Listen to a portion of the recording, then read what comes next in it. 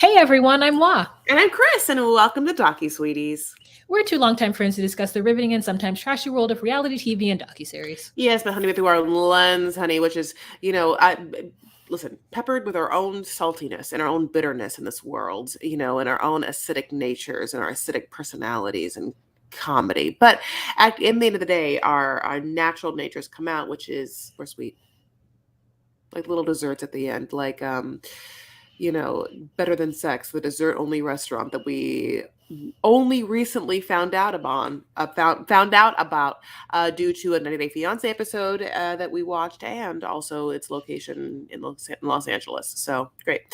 Here we are talking about The Curious Case of Natalie Grace, season 1, episode 3. This is Nightmare Neighbor, honey, and it's been a very curious case. And who is Natalie? And the Nightmare Neighbor we know to be Ambular, but I think it's supposed to be Natalie Grace. But we all know her as that Rachel Ambular person who I'm not. Listen, that is a neighbor. Yes, babe, the side character that's like always has the dog and always talking about them. Now, we're going to get a lot of other neighbor characters in this episode alone, but if it wasn't called The Curious Case of Natalie Grace, it could be called The Curious Case of the Nightmare Neighbor and her fascination with the Barnetts, which is that woman. Yes. Okay, Yes, got I her back. agree. got I her. agree got her. with everything you're saying. Okay, sure looks that way. Sure felt that way, Wah. What? I was letting it happen. Letting you, do what you got to do to get your thoughts out. So we start out this episode with a 911 call. I mean, the 911 call is from Natalie Grace, and she says, "I'm stalking my neighbor. I want to hurt them. I'm afraid of what might happen if someone doesn't help me." And as a viewer, you're like, WTF? Like, what's going on? Didn't we just find out last episode that like the Barnetts are kind of shady and we don't know what's going on? But now she's calling 911 on herself. And then we get the 2019 interview with Michael Papa Barnett, Father Barnett. And he says, by 2012, we had been living in hell. He's so dramatic. I can't. He's in. Yeah. I mean, like it is just crazy. So then we have the lawyer who is like, no one knows her age. She hasn't grown in 4 years, which is I think the main thing that happens in this episode not the main thing, but the thing that causes the courts to make a decision the way that they do is because she hasn't aged in 4 years. Yeah. There's a back and forth this entire time, by the way. Like this voicemail that happens is going to be is not foreshadowing. It's post shadowing, and as we're going to jump back in time. So, and that also is going to happen in another voicemail scene that we happen when Michael Barnett is talking to the cops, and the cop is just eating something, and he finds out that he's been charged. Which that we get 2 of those, which I do love. But okay, so this voicemail. So now we get to this. So as Wah said, she's been re-aged. They re-age her to get her out of the home, right? They cannot deal with her anymore. And the way that Michael sets up what they do is he says, just so you guys know, we move her into the richest part of Indiana in the most prestigious apartment. Then they show us the apartment, my loves, and it gives vibes, and the vibes are, how do I say it? I don't say it like I hate to say it, but I'm gonna say it. Depressing. Oh, I thought you were going to say something else. It gives the vibes of like where, folks who don't have any family go to live because it's super cheap. Oh yeah. And yeah, it's like it's the desolate, you know what I'm saying? Yes. So here's how the judge decided how old she was, though. Was that because you stopped growing at 18, and since she had stopped growing in the last 4 years, he added 4 years onto that. So obviously she's now legally 22. And I mean, we find out that she's flirting with like the people at the hospital. She's, doing all kinds of things. But here's the funniest part. Did you peep the name of the lawyer that they had when they got her re-aged? Oh. The lawyer's name is Michelle Jackson. I mean, they might as well just spelled it Michael Jackson. They knew what they were doing. Mm-hmm. Mm-hmm. And Michelle Jackson is like, well, the pediatrician, the primary care doctor, said that she might be an age, and he gathered all the information. I'm just a lawyer, okay? I'm not a person who can determine age. Mhm. Mhm. Like it's like she tries to recuse herself from the whole thing as though like, well, I don't know what to tell you. I represented the Barnetts. Okay. I didn't do any of the math. I didn't do any of the research. Mhm. I just provided legal counsel. I did what I was paid to do, which is Yeah. not age people. Yeah. So, yeah. So basically, when they move her into this depressing, desolate apartment that only people who have no one to love goes, and it's always like they give her some like basic ass furniture that they had around the house, and they say that they stock up her fridge, and Sue sees them. And Sue is an elderly neighbor who is one of those ladies that loves Paris, loves the Eiffel Tower. Has she ever been there? Probably not. Maybe once. I'm not quite sure, but probably not. Like, and it's just such a, I get it. It's like there are certain motifs that you can see everywhere, and like the French Paris Eiffel Tower motif is one. Just like the ballet baby one is another one. Like you always see the ballet shoes everywhere. It's just like it's just one of those things that just screams a certain something, and then a certain something is, um, you know me, this life, like. So anyway, Sue is like, yeah, I see this baby having to carry all this shit, and then I realize it's not a baby. It's like a grown ass woman who thinks she's 22, and I see that there's boobies, so I guess okay.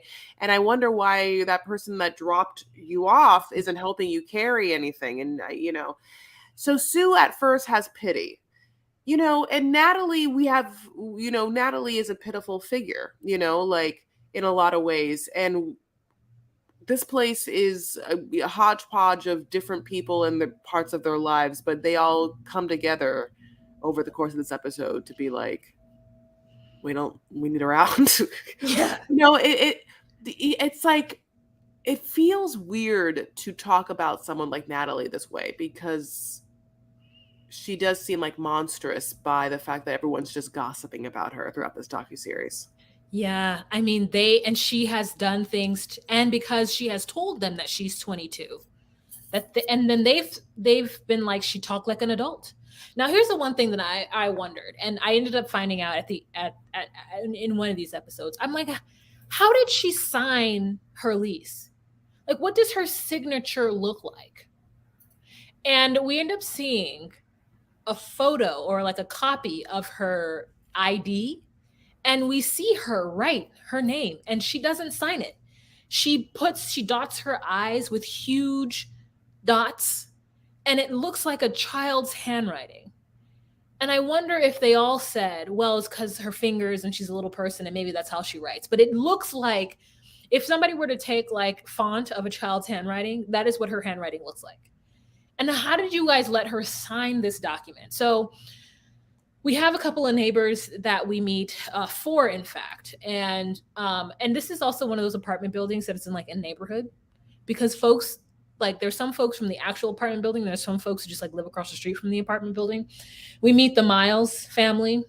Toby. And Toby, yeah, and Toby's a redhead sitting in a fabulous kitchen, and then we have his wife. Yeah. Yeah, fabulous. I mean, I was just staring at that stove. Because you're like, the whole time you're like, yeah, the stove is gorgeous. It has like gold rimmed, and like there's like, marble or fake marble or granite. You're just like, wait, so your house is what, directly across from this most desolate, depressing apartment building that looks like it's not touched, and sin happens there. Yeah.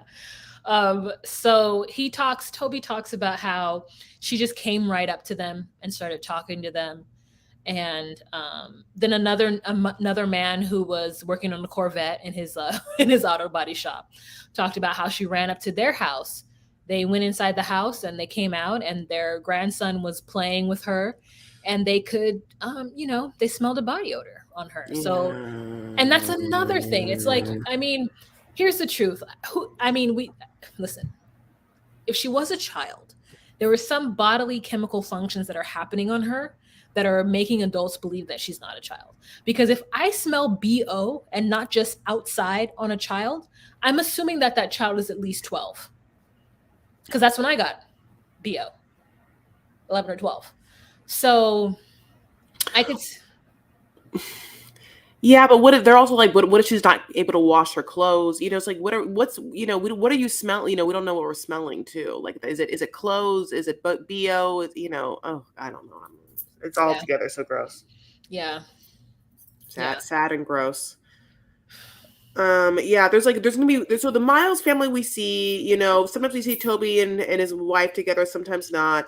We're gonna see another neighbor that won't let her face be filmed, and so all we see is a torso that kind of rocks back and forth on a step. Like, and that woman is the most colorful. They kept her because of very animated conversation from the woman who was like, "You'll not show my face, but you will see this body go back and forth." But also they, our blue blazered friend, who I keep writing her name, my name is Rachel, I think, is also narrating this, and she also tells us that because there's complaints, Heather Wilson gets back. So another whole thing, just so you know, obviously we know, is the entire time that Natalie Grace has been with the Barnetts, there's been suspect.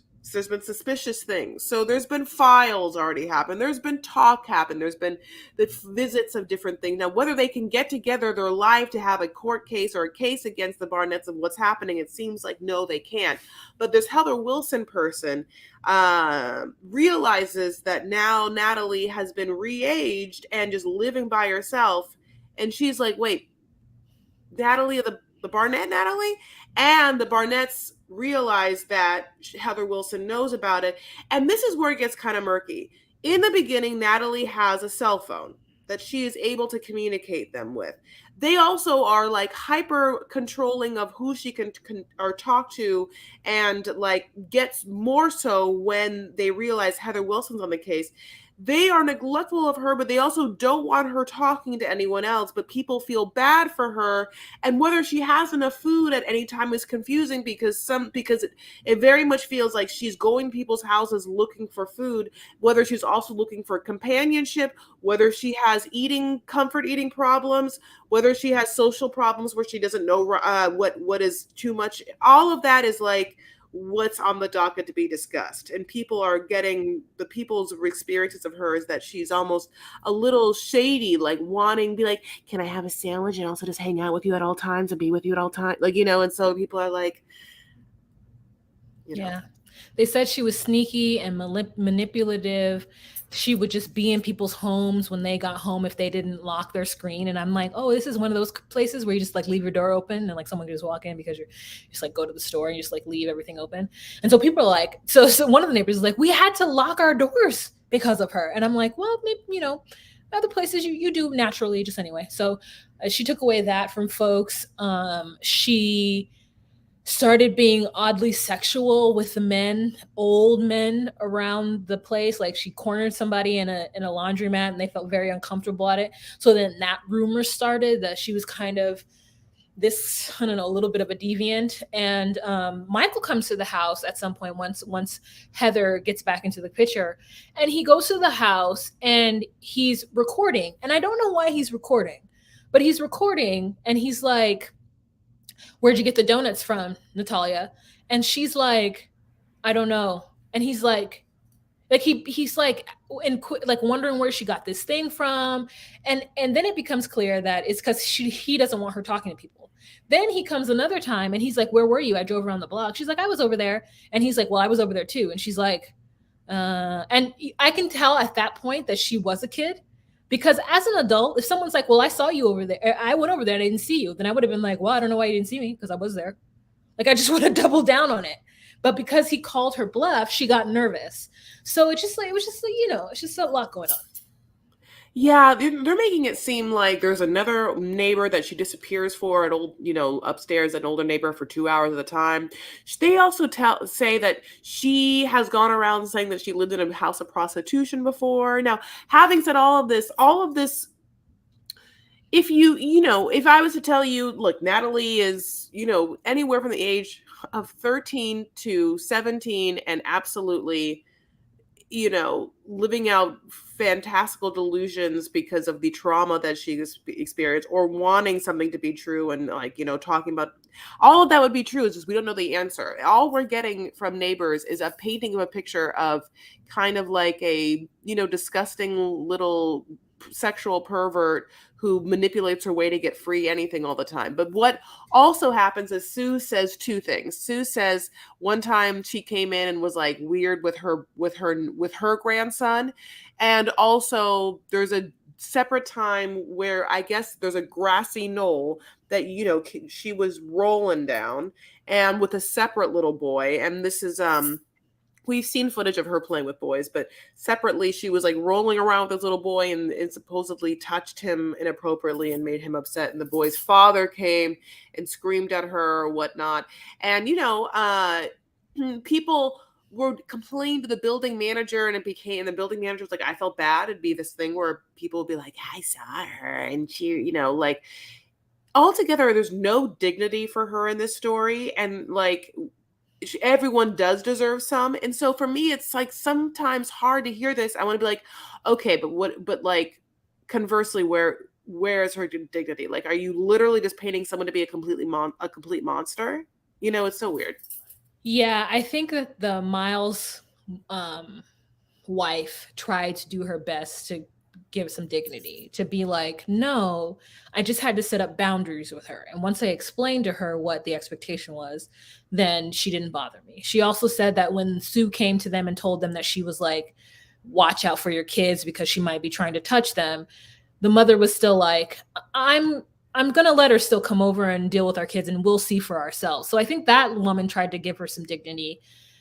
But I think that just the rumor mill started. And once she said she was 22, she was just fully up for whatever happened. Like, I think if there had even been an inkling of her being 12, I think it would have changed everything. But it's like the rumor mill started and then the things started happening. And whether or not they were true or whether or not, it was, what she did, I don't doubt she made people feel uncomfortable. I don't doubt that she made little boys feel uncomfortable. But again, if she was 12, if they had that and they saw her family around her more, I mean, I just think I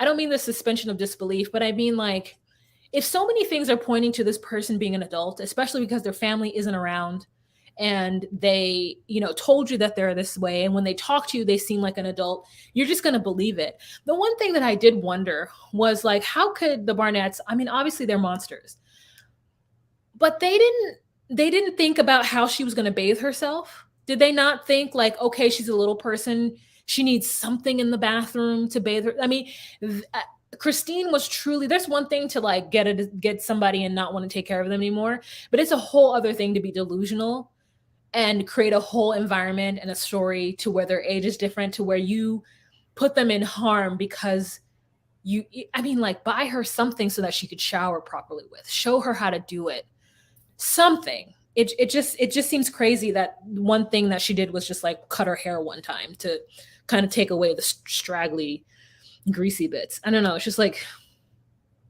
it's just really crazy to me. Yeah, it is absolutely crazy. So, and it's crazy, and we get so much of Michael, and he's so bananas. But one part that is LOL, like I've already brought it up, and it is the end part of this, is that yes. So, they're jumping back in time. Okay, so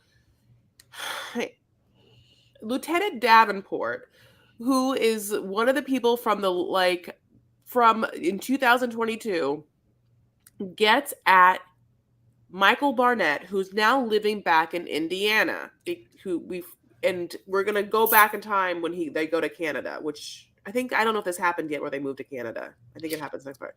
But no, it happens in this one, at the end of this one. Okay. Well, then so the lease isn't renewed. That's how they ended up kicking her out. Oh, yeah. So that's exactly. Sorry. Yeah. The family moves to Canada, and you're like, oh, okay. And they try to make it seem like they're moving to Canada because that one genius son has some sort of like genius opportunity, and they got to, like not dim the light or whatever. It seems like that's what it is. So the lease is not renewed. And then they give her another place, and he tries to be like, oh, and this other place, even better. Are you talking central to her schooling, talking central to Salvation Army? You're talking central to, whatever. He says it all. What he neglects to say is, it's on the second floor of an apartment building. You can't, she has to walk up, and she barely can walk huge flights of stairs. But anyway, God bless. Yeah, it's 1 hour away. It's in a completely different county. So if the DCS does get called on her, it's going to be a completely different case. They may not even know what happened to her in the other county. And it is just cruel at this point what they have done to her. And I mean, the only he came to see her more than Christine, but people only remember him because of the Corvette.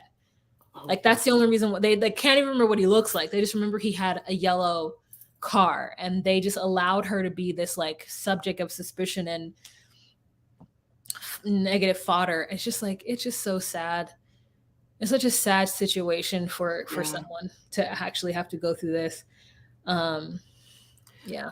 But this part is so funny because they bring, and it's the opening of the next scene or the next episode too. But Lieutenant Davenport is okay, so obviously Michael had already been questioned, and we'll see the questioning happens, and he starts to throw. This is when he starts to throw Christine underneath the bus.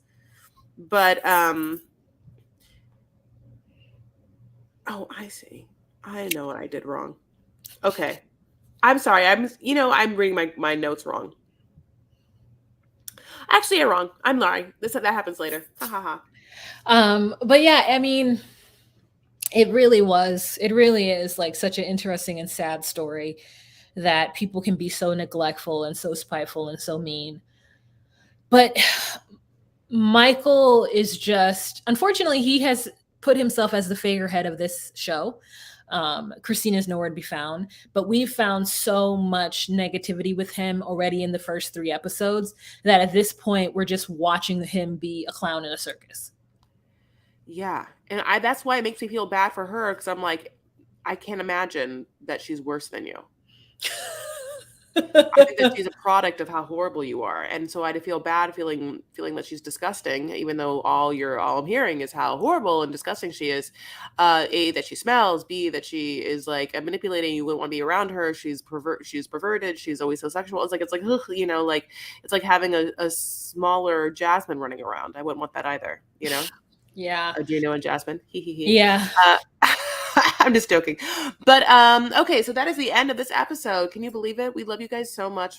Sorry that I messed up that thing, but I forgot because I was going into the next episode of reading the wrong notes.